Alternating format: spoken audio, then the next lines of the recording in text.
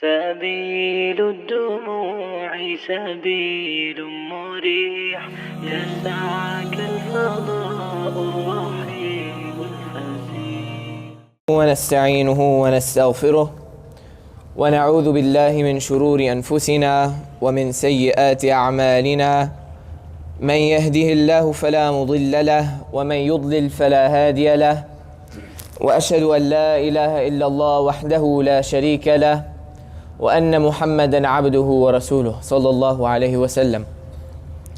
قال الله تعالى في كتابه الكريم بعد أعوذ بالله من الشيطان الرجيم بسم الله الرحمن الرحيم يا أيها الذين آمنوا اتقوا الله حق تقاته ولا تموتن إلا وأنتم مسلمون.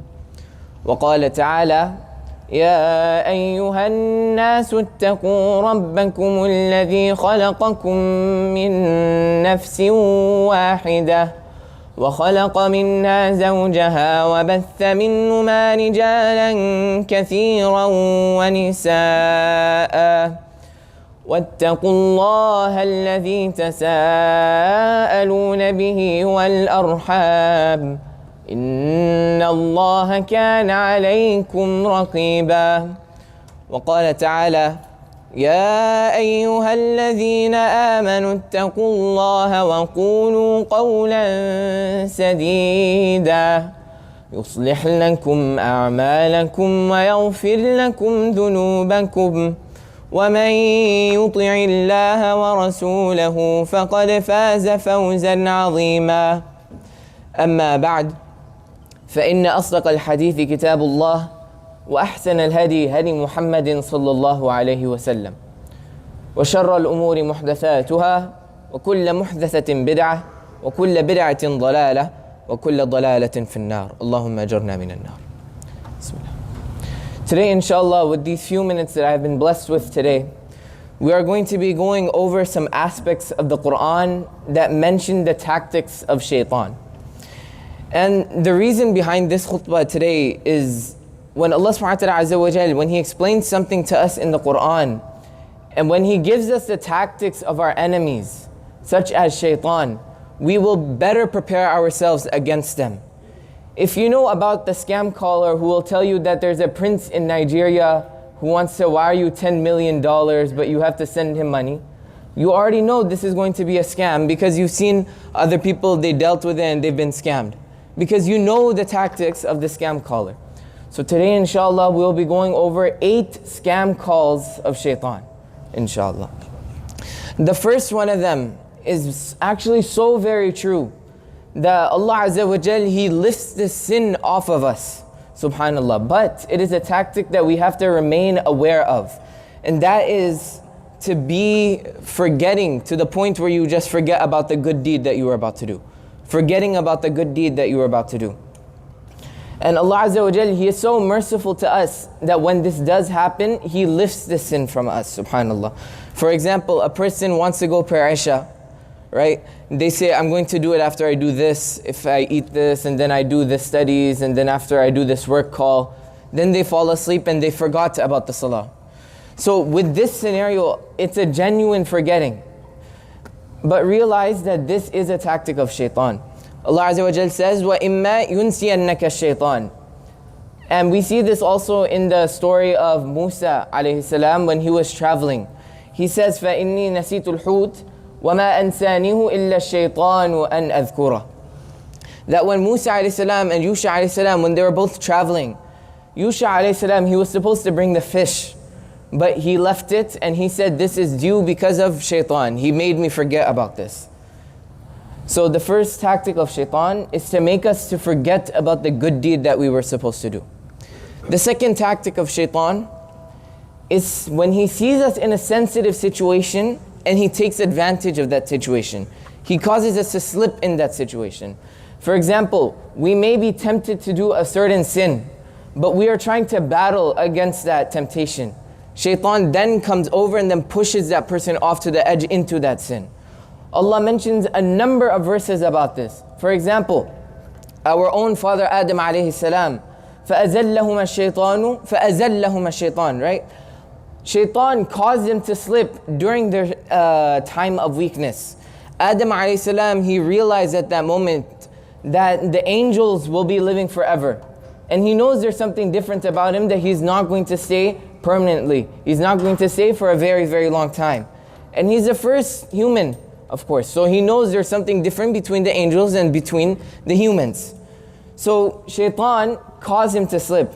إِنَّمَا اسْتَزَلَّهُمَا الشَّيْطَانُ بِبَعْضِ مَا كَسَبُوا. Shaitan caused them to slip because of what they've done.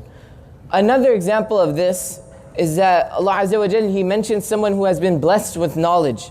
But unfortunately, that same knowledge caused him to be arrogant. فَانْسَلَخَ مِنْهَا فَأَتْبَعَهُ الشَّيْطَانُ. After he received that knowledge, then he became arrogant of that knowledge and he left that knowledge. Shaitan will follow after him.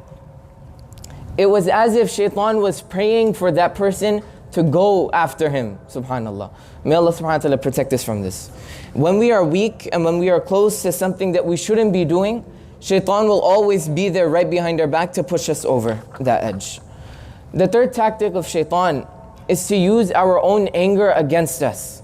He's going to rile our feelings, subhanallah. That he's going to pour more fuel into the anger.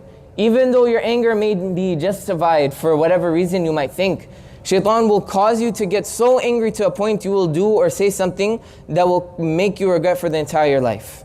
Subhanallah. We see Musa alayhi salam, when somebody taunted him, he became so angry. فَوَكَزَهُ مُوسَى فَقَضَى عَلَيْهِ. That while he was taunting him, Shaitan caused him to become so angry that Musa alayhi salam, he punched the guy and he killed him. And then after he realized what he has done, he said, قَالَ هَذَا مِنْ عَمَلِ الشَّيْطَانِ. This is of the handiwork of Shaitan. That Shaitan caused me to become so angry that I lost track of what I was doing. The Prophet ﷺ, he said, Al-ghadab min ash-shaytan. That al-ghadab, it comes from Shaitan. He gives us this quick sense of urge to feel anger in that moment. And that will be very destructive in the long term. That is why our Prophet ﷺ, he told us, Ista'iz billahi min ash-shaytanir rajim. Seek refuge with Allah against the shaitan. Right? And this is especially true when we are with our close friends, with our family, subhanallah, because we feel so close to them, we think we can say whatever we want and then our tongue just slips. May Allah protect us from our tongues. Ameen. The fourth tactic of shaitan is actually very comprehensive and it has many different steps into it. And this is what we called al-waswas. And you can see this also, al-waswas al-khannas in Surah An-Nas. Right? In the Quran, there are many different waswas. For example, we see nazagh, وَإِمَّا يَنزَغَنَّكَ مِنَ الشَّيْطَانِ نَزْغٌ فَاسْتَعِذْ بِاللَّهِ. Right? Yusuf alayhi salam, he said that there was nazagh between him and his brothers. مِن بَعْدِ النَّزَغْ الشَّيْطَانِ بَيْنِي وَبَيْنَ إِخْوَتِي. We also see, in the Quran, we also see إِنَّ الشَّيْطَانِ يَنزِغُ بَيْنَهُم. So nazagh and waswas, they're in the same category, but nazagh is a little bit different. It's a very specific type of waswas. Nazagh is to create a doubt about your brother and sister, to create animosity, to create anger, to create jealousy with them. Subhanallah. So this special waswas, and there's like so many different types of waswas that we find in the Quran. So I'm just going to mention a nazagh, inshallah. It's to create su'u al-dhann, to create hostility between you and your brother. We also see in the Quran, فَيَنْسَخُ اللَّهُ مَا يُلْقِ الشَّيْطَانِ. That Allah will get rid of whatever shaitan has thrown into your hearts, whatever he has thrown into your hearts. Another time we see, مَسَّنِيَ الضُّرُّ. That shaitan, he touches the heart. So these are all different types of waswas. And these are the different ways how he implements his ideas into our hearts. So the question then arises that since these are thoughts, right? How do I know which one is coming from me and which one is coming from shaitan? Because the Prophet ﷺ said, we see in the Quran also, وَإِنَّ النَّفْسَ لَأَمَّارَةٌ بِالسُّوءِ. That the nafs will always incline to some extent of evil. So how do we know which one is from shaitan and which one is coming from our hearts? Imam Ghazali rahimahullah, he said, that when this thought comes to you as a fleeting notion, comes out of nowhere. You did not expect it, and you are shocked. You are genuinely shocked about it.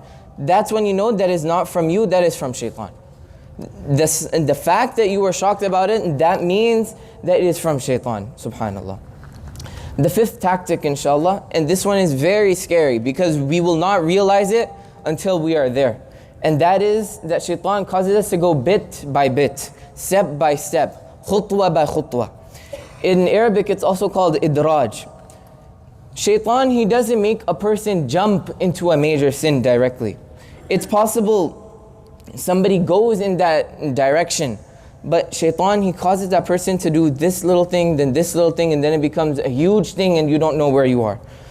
That's why Allah Azza wa Jal, He reminds us believers, He says, Ya ayyuhalladhina amanu, la tattabi'u khutuwat ash-shaytan. Do not follow the footsteps of shaitan. Do not follow him bit by bit. Shaitan will not take us point A to point B miraculously. We're going to be taking stair steps. So we have to protect ourselves from even taking that first step, inshallah ta'ala. The thing about this one, it's very, very dangerous, subhanallah, that even Allah Azza wa Jal, He had to remind us that do not even take the first step towards this. Shaitan, he will cause us to go a little bit forward until we realize, what do we do? And then after that, shaitan, he has his other ways of deceiving us again. May Allah protect us from al-waswas, al-nazagh, khutwat al-shaytan.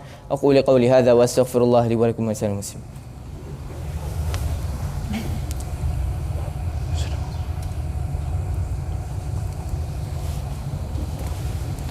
Alhamdulillah, wassalatu wassalamu ala rasulillahi sallallahu alayhi wasallam. 3 more points inshallah and then we can end the khutbah.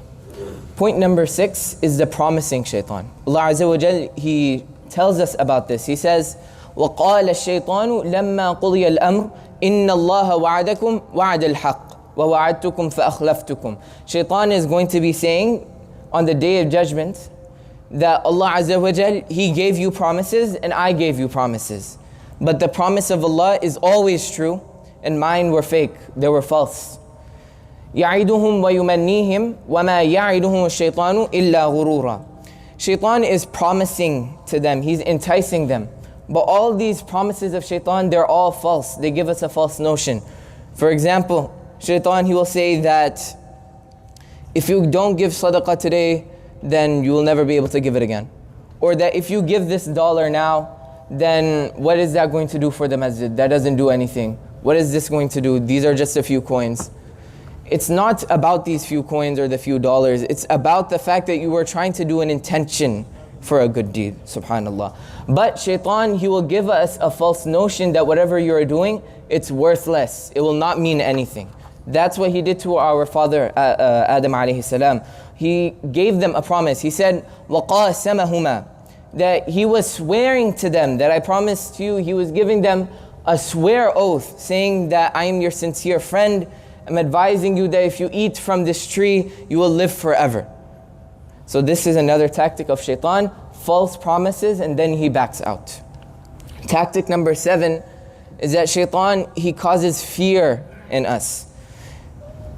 And this one, there's 2 types, so we have to make sure that we don't fall into the second type. There's one, if there's a robber coming and he's holding a person with a knife or a gun, then there's a sort of fear in their heart that they're trembling, their heart is racing and everything. That is normal fear. And having iman, having ikhlas, praying to Allah Azza wa Jal, they'll get rid of this fear. But the fear that shaitan creates, and it's usually meant for the battlefield, that immobilizes you, that he doesn't cause the person to do anything. إِنَّمَا ذَلِكُمُ الشَّيْطَانُ يُخَوِّفُ أَوْلِيَاءَهُ فَلَا تَخَافُوهُمْ وَخَافُونِي إِن كُنتُم مُؤْمِنِينَ. That the shaitan, he causes his own allies to immobilize them. And he's saying, and Allah Azza wa Jalla is saying, do not fear him, fear me. Indeed, if you are of the Muslims. And this is usually for the Battle of Badr, Battle of Khandaq, Battle of Uhud, where the Muslims, where they're going to be courageous, where they're being courageous, and then shaitan, he immobilizes them. For us nowadays, there are no wars that we can fight physically, but we have to stand up to any way we can for our brothers and sisters. Tactic number 8, inshallah, and the last tactic, is that shaitan, he beautifies a sin more than it actually is. تزين لهم الشيطان. And also to our own father and mother, وَزَيَّنَ لَهُمُ الشَّيْطَانُ أَعْمَالَهُم. Shaitan made their sins look so good, more better than it actually was.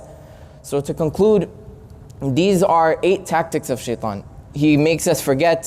He gives us these random false promises. He gives us ideas. So how do we protect ourselves from all of these? Ikhlas, dua, Quran, dhikr. Allah Azza wa Jal, He says, وَإِمَّا يَنزَغَنَّكَ مِنَ الشَّيْطَانِ نَزْغٌ فَاسْتَعِذْ بِاللَّهِ. Continue to say, أعوذ بالله من الشيطان الرجيم whenever you have the temptation. أعوذ بالله من الشيطان الرجيم. Always start anything by saying, Bismillahir Rahmanir Rahim. So, and remember this, brothers and sisters, before we end, Allah Azza wa Jal, He says, إِنَّ كَيْدَ الشَّيْطَانِ كَانَ ضَعِيفًا. All these tactics that I've mentioned, and there are many more, all of them are weak at their foundation. So fear Allah Azza wa Jal. May Allah protect us from shaitan, protect us in this world, make our tongue soft on dhikr. ربنا تقبل منا إنك تسميع عليم وتب علينا إنك أنت التواب الرحيم. ربنا ولا تحمل علينا إصرا كما حملته على الذين من قبلنا. ربنا اصرف عنا عذاب جهنم. ربنا اصرف عنا عذاب جهنم إن عذابها كان غراما. اللهم أعز الإسلام والمسلمين وأذل الشرك والمشركين ودمر أعداء الدين واحمي حوزنة الإسلام يا رب العالمين. اللهم انصر الإسلام وأهله في كل مكان. اللهم انصر الإسلام وأهله في غزة. اللهم انصر الإسلام وأهله في رفح. اللهم انصر الإسلام وأهله في كل مكان. عباد الله رحمكم الله، إن الله يأمر بالعدل والإحسان وإيتاء ذي القربى وينهى عن الفحشاء والمنكر والبغي يعظكم لعلكم تذكرون ولذكر الله تعالى وأعلى وأكبر والله يعلم ما تصنعون. وأقم الصلاة. سبيل الدموع سبيل مريح يسعك الفضاء